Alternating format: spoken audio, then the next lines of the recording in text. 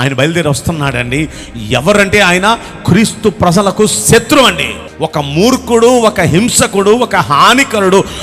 అసలు యేసే పేరు చెప్తే చంపేస్తున్నాడు. ఆ వ్యక్తి చంపేస్తుంటే ఆ వ్యక్తి దమస్కు పట్టణంలో దాక్కున్న క్రైస్తవులను చంపేయడానికి అనేకులను తీసుకొని గుర్రాలు ఎక్కేసి బయలుదేరి వచ్చేస్తున్నాడు. ఇప్పుడు ఆ దమస్కు మార్గాన్ని వస్తూ ఉంటే మిట్ట మధ్యాహ్నం, పట్ట పగలు మిట్ట మధ్యాహ్నం ఎలా జరిగిందో చెప్పనా?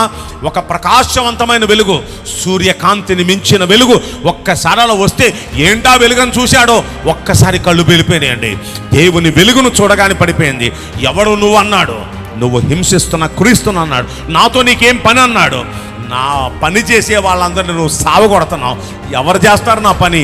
నీ ద్వారా నేను నా పని చేయించుకోవాలనుకుంటున్నాను అన్నాడు. అయితే నన్ను ఏం చేయమంటావు? తిన్నని మార్గం ఉంది.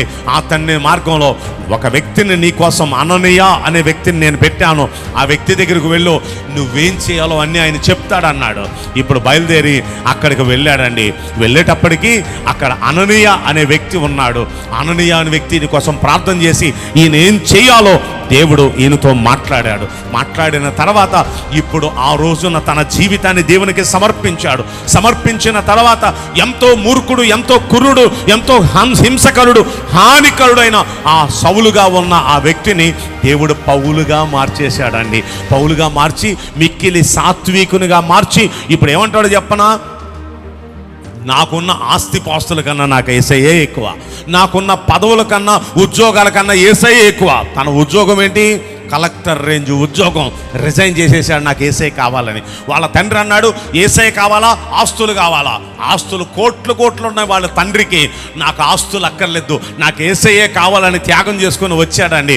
వచ్చిన అతగాన్ని దేవుడు వాడుకున్నాడు. 3 ఖండాలు మార్చడానికి ఒక్క వ్యక్తిని మార్చుకున్నాడండి. 3 ఖండాలు మార్చేశాడు ఒక్క వ్యక్తి. హల్లెలూయా. 3 ఖండాలు మాత్రమే కాదు, కొన్ని లక్షల మంది బాప్తిస్మం పొందుతున్నారండి ఆయన పరిచర్యలో.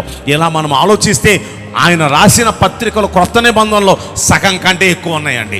క్రొత్త నిబంధనలో 27 పుస్తకాలు ఉంటే 27 పుస్తకాల్లో 14 పుస్తకాలు తను రాసిన పుస్తకాలు. అంటే ఒక్కసారి మనం ఆలోచిస్తే ఎంత గొప్పగా, అంటే క్రొత్త నిబంధనలో సగం కంటే ఎక్కువ తన పుస్తకాలే మనం బైబిల్గా చదువుతున్నాం.